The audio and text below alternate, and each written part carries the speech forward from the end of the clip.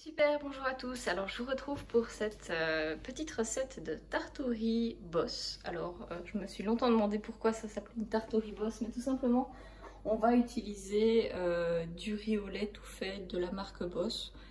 Personnellement il n'y a que cette marque là dans mon magasin, mais évidemment vous pouvez prendre n'importe quel riz au lait. Donc moi je l'ai pris à la vanille, simplement je me suis dit ça sera encore meilleur. On va avoir besoin de pudding powder, donc c'est ce genre de poudre.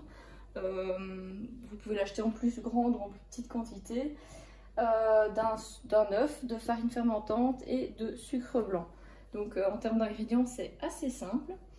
Et donc je vais simplement déjà utiliser un bol dans lequel je vais casser un œuf. Voilà.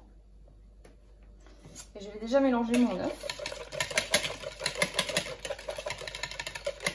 Voilà, il est battu.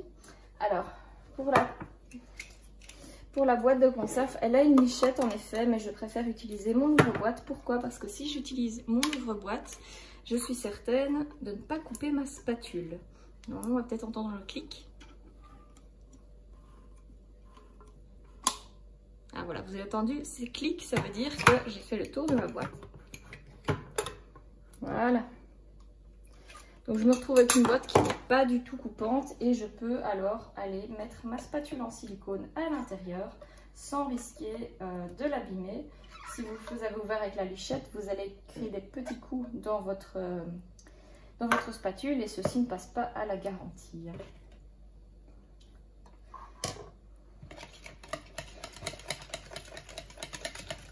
Ensuite, ça va être très simple parce qu'il va me suffire d'une cuillère à soupe. Je vais simplement aller mettre donc 3 cuillères à soupe de farine.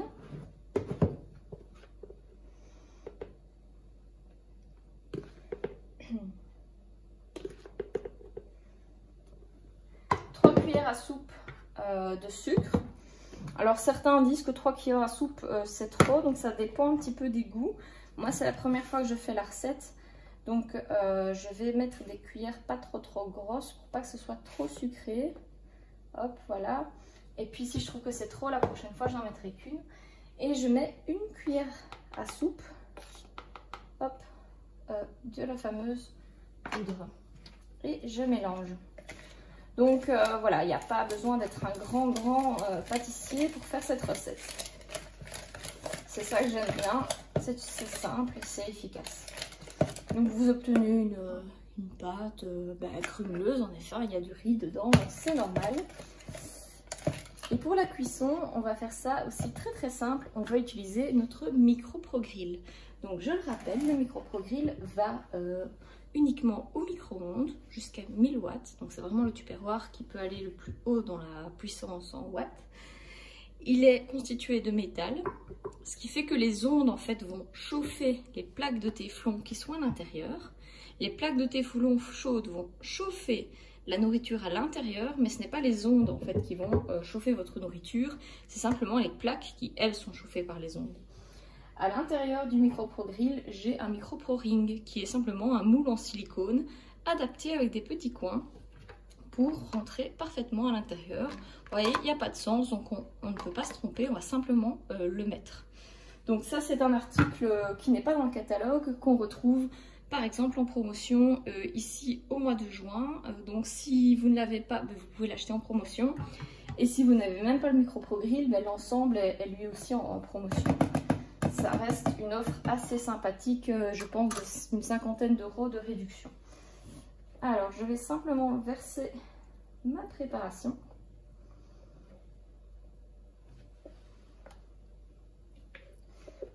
Alors, le micro-pro-grill, moi je déconseille de le mettre au lave-vaisselle. Simplement, le lave-vaisselle du téflon, ça vieillit mal. Il est très facile à nettoyer. Hein. C'est vraiment une matière antidérapante, donc il n'y a pas de souci. Alors, il faut savoir que le couvercle a deux positions, simplement qu'on change comme ceci. Il y a une position haute où le couvercle va être maintenu avec des petites encoches, et une position basse où il va aller vraiment coller votre aliment, ici mon moule. Ici pour ma cuisson, je vais utiliser une position basse et je vais le mettre au micro. Voilà, j'ai terminé ma cuisson de 10 minutes à 800 watts. Donc moi je vous conseille vivement de tenir le micro Pro Grill avec des maniques. Hein. Il faut savoir qu'à l'intérieur il peut quand même monter jusqu'à 200 degrés. Et je vais soulever le couvercle et... Ah ouais, quand même pas mal du tout cette petite tarte. Hein. Alors, ce que je vais faire, qui me paraît le plus simple, c'est de poser une assiette comme ceci sur mon micro Pro Grill.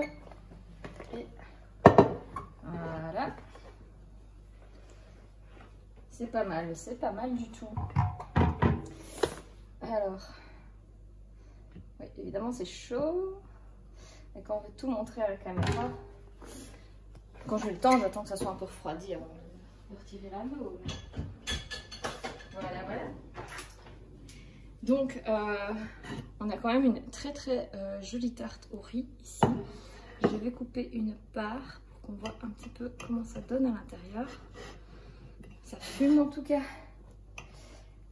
Ah, c'est pas mal hein, parce que du coup, on peut préparer la pâte et la faire cuire quand les invités sont là pour carrément la servir tiède.